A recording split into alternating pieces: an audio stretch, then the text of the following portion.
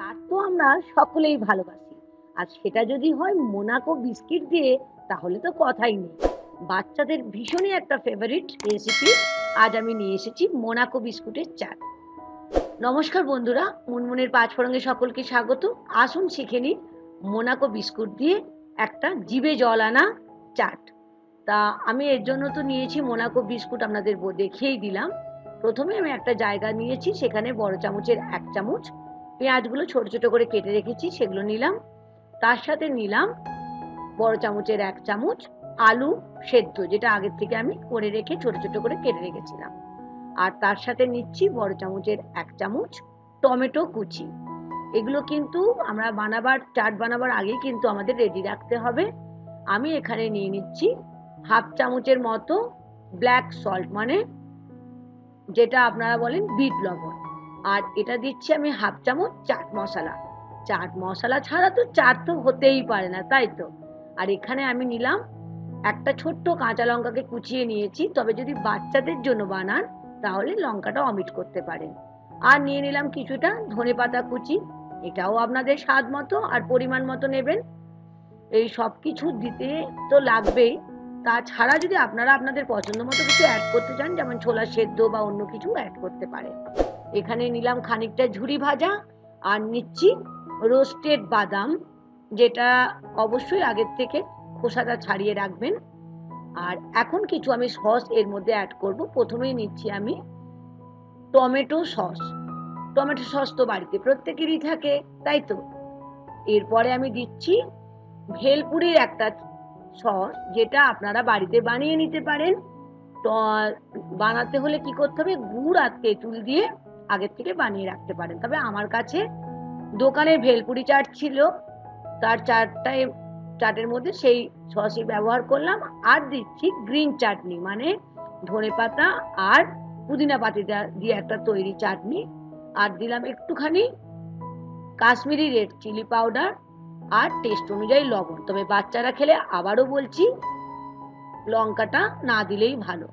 বাচ্চাদের কিন্তু এটা প্রচন্ড পছন্দের একটা চাট। আপনারা বাচ্চাদের বার্থডেতেও বানিয়ে দিতে পারেন, বা কোনো ইভিনিং স্ন্যাক্সের জন্যও বানাতে পারেন। দেখুন আমি কি সুন্দর এটাকে মিশিয়ে নিচ্ছি। আমার তো চাটের জন্য মেন যেটা দরকার কি বলেছিলাম, একদম ঠিক, মোনাকো বিস্কিট।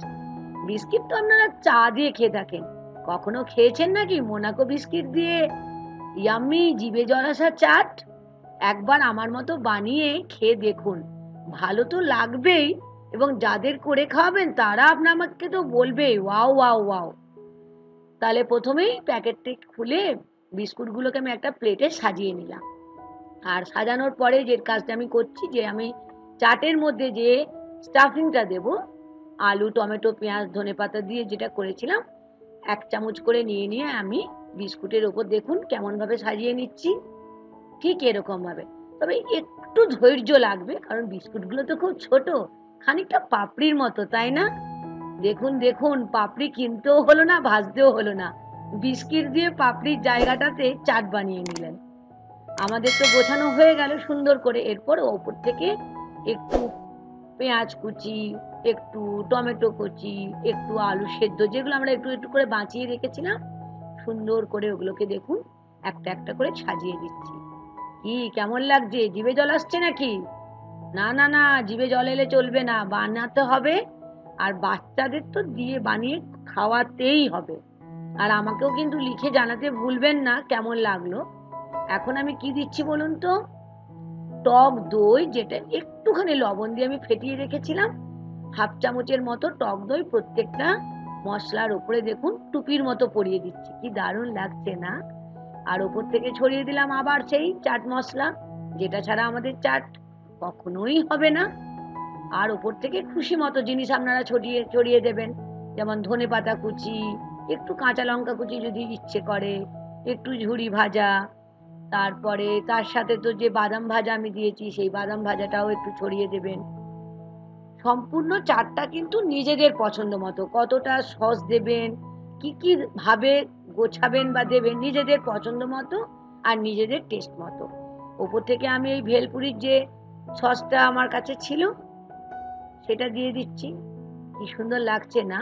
আর একদম শেষে দিলাম আমি বেদানার কয়েকটা করে দানা। যদি বাড়িতে না থাকে অসুবিধা নেই, তবে থাকলে কিন্তু খুব ভালো হবে। আশা করি আজকের রেসিপি ভীষণই ভালো লেগেছে। মোনাকো চাট বানিয়ে খাওয়ান আর আমাকে লিখে জানান। আর বরাবরের মতো আমাকে কিন্তু লাইক আর শেয়ার করবেন আর সাবস্ক্রাইব করে নেবেন যদি নতুন বন্ধু হন। আজ এই পর্যন্ত। Thank you.